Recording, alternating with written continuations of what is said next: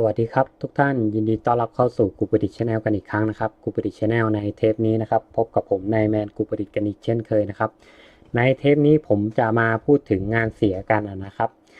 งานเสียประเภทนี้นะครับคืองานเสียที่อยู่ดีๆนะครับก็คือเครื่องปริ้นหยุดทำงานเลยนั่นเองนะครับซึ่งงานเสียในลักษณะนี้นะครับรูปแบบของการเกิดก็คืออยู่ดีๆเขาปริ้นงานไปใช่ป่ะครับแล้วก็จะหยุดอยู่ดีๆงานหยุดดื้อๆเลยนะครับปัญหาเกิดจากอะไรได้บ้างนะครับเดี๋ยวเราจะมาพูดกันนะครับก็อันนี้เอามาให้ดูเป็นตัวอย่างนะครับ2งานนะครับตัวนี้เป็นงานปริ้นนะครับเป็นลักษณะของรูปมังกรนะครับถ้า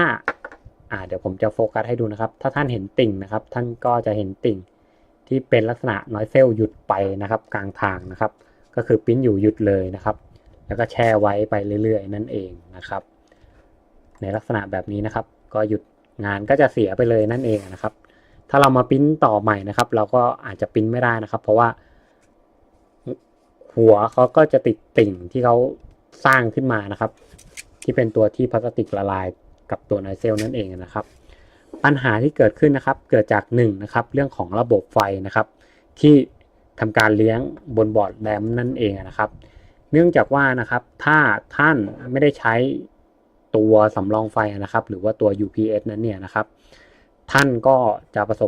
พบเจอปัญหานี้ได้นะครับในกรณีที่ไฟตกไฟดับไปชั่วขณะหนึ่งหรือนะครับในกรณีที่ไฟเนี่ยเขาจ่ายไม่เพียงพอนั่นเองนะครับ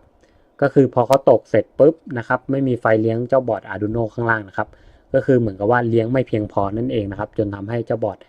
Arduino reset นะครับเขาก็จะเกิดอาการหยุดขึ้นมาทันทีนะครับก็คือเขาไม่สามารถรับคำสั่งต่อได้นั่นเองนะครับไม่ว่าจะเป็นคำสั่งที่มาจากคอมพิวเตอร์หรือว่าคำสั่งที่อยู่ในตัว SD card นะครับเขาก็จะหยุดปริ้นงานโดยกระทันหันเลยนั่นเองนะครับซึ่งเคสนี้จะเป็นเคสสำหรับคนที่ไม่ได้ใช้ตัวสำรองไฟนั่นเองนะครับต่อมาปัญหาต่อมานะครับถ้าท่านใดมี UPS แล้วนั้นเนี่ยนะครับก็คงหมดปัญหาเกี่ยวกับเรื่องไฟตกไฟดับนั่นเองนะครับแต่ถ้าท่านใดนะครับใช้ UPS แล้วเกิดอาการแบบนี้ขึ้นมานะครับอยู่ดีๆปริ้นหยุดปริ้นขึ้นมากลางทางนะครับอันนี้เป็นสาเหตุนะครับเนื่องมาจากว่านะครับเจ้าตัวเซ็นเซอร์ที่อยู่บนบอร์ดแรมทั้ง2ตัวนะครับไม่ว่าจะเป็นเซ็นเซอร์ที่ตัวเป็นของตัว Hot End ตัวหัวฉีดเองนะครับหรือว่าเป็นเซ็นเซอร์ที่ติดอยู่บน Heat Base นั้นเนี่ยนะครับอาจจะมีอาการไม่แน่นนะครับหรือว่าเกิดอาการหลวมนะครับพอเขาเกิดอาการหลวมนะครับพอเขาเกิดอาการหลวมแล้วนั้นเนี่ยนะครับก็คือเหมือนกับว่าถ้าเราไปตั้งค่าในซอฟต์แวร์ตัว Repeatite Firmware นะครับถ้าเราตั้งค่าไว้ว่าถ้าเซนเซอร์เกิดการขาดหรือว่าเกิดการเสียหายระหว่างการปริ้นนั้นเนี่ยให้หยุดการปริ้นเลยทันทีนั้นเนี่ยนะครับเขาก็จะหยุดงานเลยทันทีนะครับอันนี้ก็เป็นการเซฟตี้เป็นการโปรเทคนะครับแต่ข้อเสียคือถ้าเราปริ้นไปอยู่แล้วเกิดเซนเซอร์เขาเกิดตรวจจับไม่เจอนั้นเนี่ยนะครับงานเขาก็จะหยุดเลยทันทีนั่นเองนะครับอันนี้ก็ต้องระวังเอาไว้ด้วยนะครับปัญหาที่เกิดโดยส่วนใหญ่ก็จะเกิดจาก2กรณีนี้นั่นเองนะครับก็คือปริ้นอยู่ไฟดับไฟตกนะครับไม่มี UPS ช่วยหรือว่าปริ้นอยู่นะครับเซนเซอร์เกิดขาดนะครับกลางทางนั่นเองนะครับถ้าเราไม่ใช้ฟังก์ชันเจ้าตัวการ protection ตัวนี้นะครับงานที่เขาปริ้นไปนะครับมันก็จะเกิดอาการไหม้เรื่อยๆนะครับเดี๋ยวผมจะเอามาให้ดูเป็นตัวอย่างนะครับว่าเป็นยังไงนะครับ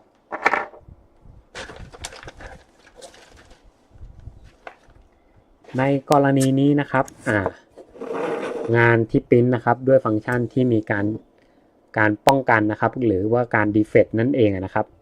ถ้าเราไม่มีการป้องกันนะครับอุณหภูมิตรงนี้เนี่ยนะครับก็จะสูงขึ้นไปเรื่อยๆสูงจนเกินกว่าค่าที่เขาจะปริ้นได้เขาก็จะหยุดตัวเองนั่นเองนะครับถ้าสังเกตนะครับพลาสติกจะเกิดรอยไหม้ตรงนี้ขึ้นมานะครับ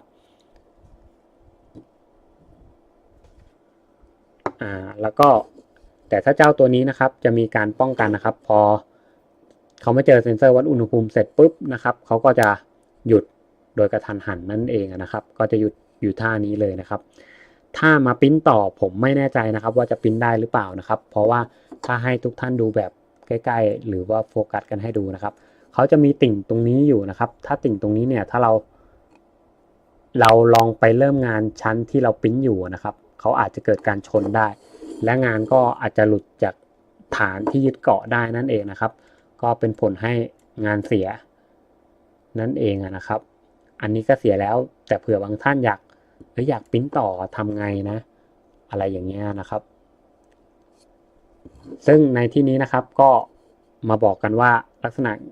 ที่หัวปริ้นหยุดไปเลยกระทันหันนั้นเนี่ยนะครับ เกิดจากอะไรได้บ้างนั่นเองนะครับ ก็ในคลิปนี้ก็คงไม่มีอะไรมากนะครับ มาบอกงานเสียการแยกงานเสียออกเป็นช่วงๆกันนะครับเผื่อคนที่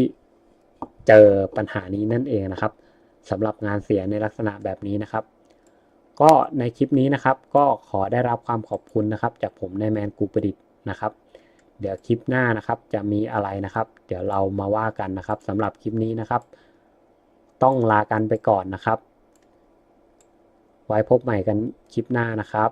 สำหรับคลิปนี้ไปแล้วสวัสดีครับบ๊ายบาย